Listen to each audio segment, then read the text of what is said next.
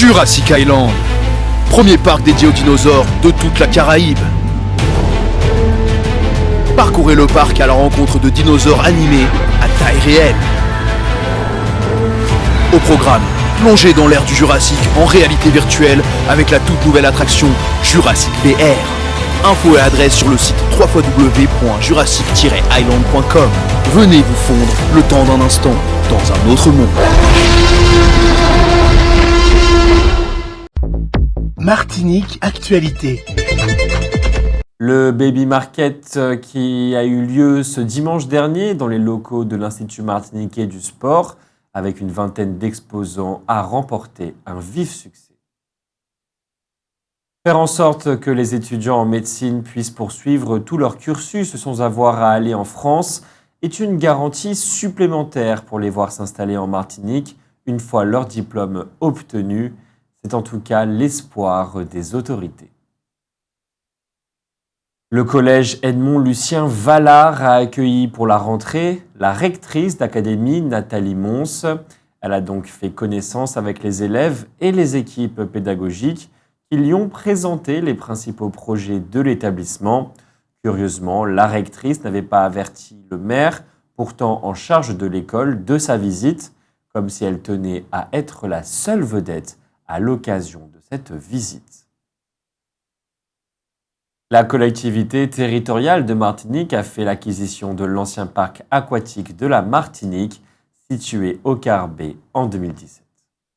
Et souhaite, par un appel à projet, mettre à disposition le foncier ainsi que le bâti à un repreneur professionnel qui devra valoriser cet espace et lui donner une nouvelle vie.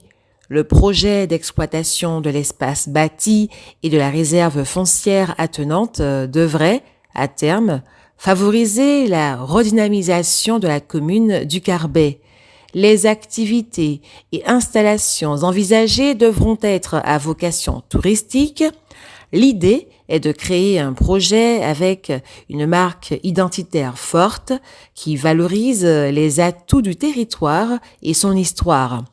Les propositions formulées par les candidats pourront notamment répondre aux objectifs suivants: valoriser les ressources, adopter une politique environnementale durable, diversifier l'offre préexistante. La date limite d'envoi des dossiers est fixée au 20 novembre 2023 à 12h, heure de Martinique.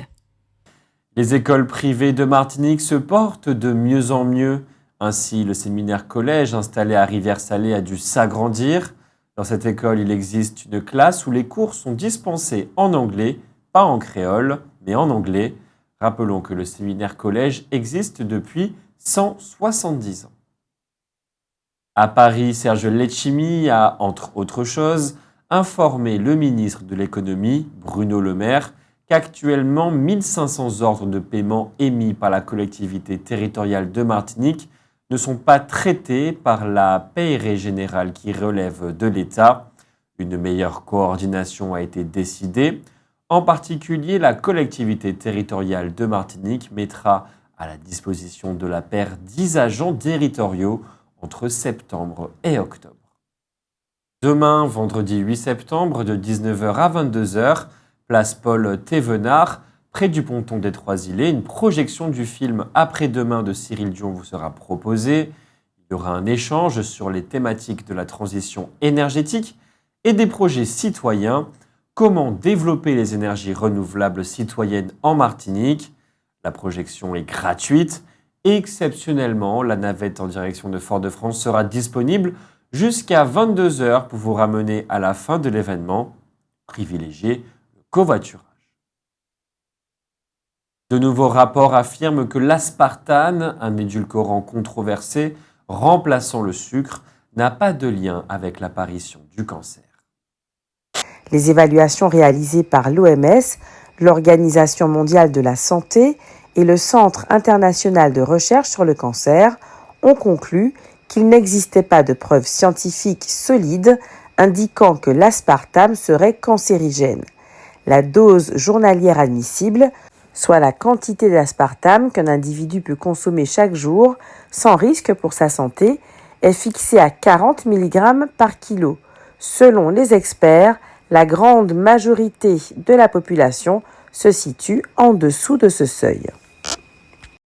Olivier Dubois a confié que c'est grâce au soutien de son entourage qu'il parvient peu à peu à surmonter les séquelles de la prise d'otage dont il a été victime pendant 700 jours au Mali. Il a beaucoup remercié les Martiniquais pour leur soutien, d'autant qu'il a laissé la Martinique à l'âge de 5 ans. À Schellcher, les inscriptions et le paiement à l'école municipale des activités aquatiques, natation, jeunes et adultes, aquaphobie, aquagym, triathlon des aînés, aquabike, activités aquatiques adaptées, activités aquatiques prénatales et accompagnement à la relaxation aquatique se déroulent à la piscine municipale de Schellcher jusqu'au mardi 26 septembre. En Équateur, écologistes et peuples premiers ont réussi à faire plier une compagnie pétrolière. C'est une première historique. À travers un référendum du 20 août dernier, les Équatoriens ont décidé l'arrêt de l'exploitation d'un gisement pétrolier situé en grande partie dans le parc naturel de Yasuni. Ce gisement produisait 12% de l'or noir du pays. L'entreprise nationale Petro-Ecuador évalue à 14,5 milliards d'euros les pertes que l'arrêt de ce projet représentera sur 20 ans, mais les partisans de l'arrêt de l'exploitation rappellent, eux, que ces chiffres ne prennent pas en compte le caractère très fluctuant des prix du pétrole, ni les coûts de production, et encore moins les dommages causés aux écosystèmes. D'autant que le parc de Yasuni, qui fait partie de la forêt amazonienne, est considéré comme une réserve de biosphère par l'UNESCO. Chaque hectare du parc abrite en moyenne plus d'espèces de végétaux que toute l'Amérique du Nord. Il est également la terre de 2 des dernières populations amérindiennes en autarcie volontaire, les Tagaeri et les Taroménanes. Depuis 2007, la Constitution équatorienne reconnaît aux peuples autochtones la propriété collective de cette terre en tant que forme ancestrale d'organisation territoriale. Par contre, son sous-sol, riche en pétrole, est resté propriété de l'État. Les années de militantisme des organisations indigènes et écologistes ont pourtant finalement permis d'obtenir la tenue d'un référendum exigé par la Cour constitutionnelle de l'Équateur. Petro-Ecuador dispose d'1 an pour fermer ses puits, démanteler les infrastructures et restaurer la forêt. Pour compenser le manque à gagner de cette perte de revenus issus de l'or noir, un groupe d'économistes favorables à l'arrêt de l'exploitation pétrolière propose diverses pistes, comme lutter contre l'évasion fiscale ou bien imposer davantage les grandes fortunes. Les batailles à mener sont encore nombreuses. Rappelons cependant que bien d'autres champs pétroliers sont toujours en activité dans le parc de Yasuni. Les projets d'extraction continuent en outre à foisonner un peu partout sur la planète, notamment sur le continent africain. On est donc loin d'un recul de l'exploitation des gisements. D'ailleurs, l'ambassadeur climat de la République démocratique du Congo l'a clairement dit, notre priorité n'est pas de sauver la planète, mais de faire rentrer des revenus. Quant aux États-Unis, même après l'arrivée de Joe Biden à la Maison-Blanche, ils ont accepté la mise en vente de centaines de nouveaux permis d'exploration, tout en pressant les pays africains de ne pas mettre en œuvre de nouveaux projets d'exploitation au nom de la préservation de la planète. Cette hypocrisie des pays riches qui donnent des leçons aux économies en développement sur le changement climatique sans se les appliquer à eux-mêmes agace sérieusement le Sud global, un assemblage hétéroclite de pays pour beaucoup non alignés, emmenés par la Chine, l'Inde, le Brésil, la Russie et l'Afrique du Sud. En Martinique, entre 15 et 25 enfants sont touchés par un cancer.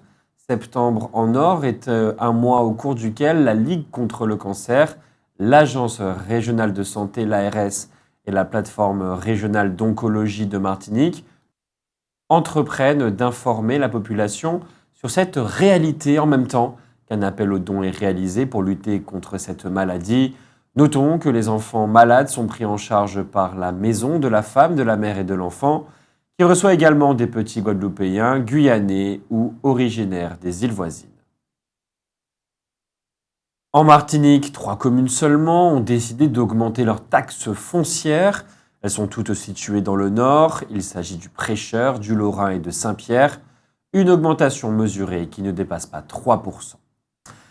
L'équipe de Martinique de football affronte ce soir le Panama dans le cadre de la Ligue des Nations de la CONCACAF. Dimanche, elle rencontrera Curaçao. En 2018, le docteur Tullio Simoncini, un oncologue italien, a été condamné à 5 ans et demi de prison pour avoir tué l'un de ses patients avec du bicarbonate de soude. Il pensait que le cancer, de manière générale, était causé par un champignon et que le bicarbonate de soude permettrait de l'éradiquer. Il a alors convaincu un jeune patient atteint d'un cancer du cerveau de se soigner avec des injections de bicarbonate de soude par voie intraveineuse. Après 2 jours de traitement, le patient est décédé d'une grave alcalose métabolique due à l'injection du bicarbonate de soude. Les études en alternance rencontrent de plus en plus de succès. Il y a aujourd'hui 2286 jeunes Martiniquais qui suivent cette filière en Martinique. La gendarmerie a lancé hier un appel à témoins concernant l'accident du bateau de l'Îlet-Ramier. On se rappelle que pendant le Tour d'Aïol, le dimanche 6 août dans la nuit, un bateau avait percuté l'Îlet-Ramier, provoquant le décès d'une jeune femme de 28 ans et une dizaine de blessés, dont 2 graves. Outremernews.fr, le site de l'actualité Outre-mer, 24 heures sur 24 et 7 jours sur 7. Retrouvez la chaîne Outremer News sur YouTube.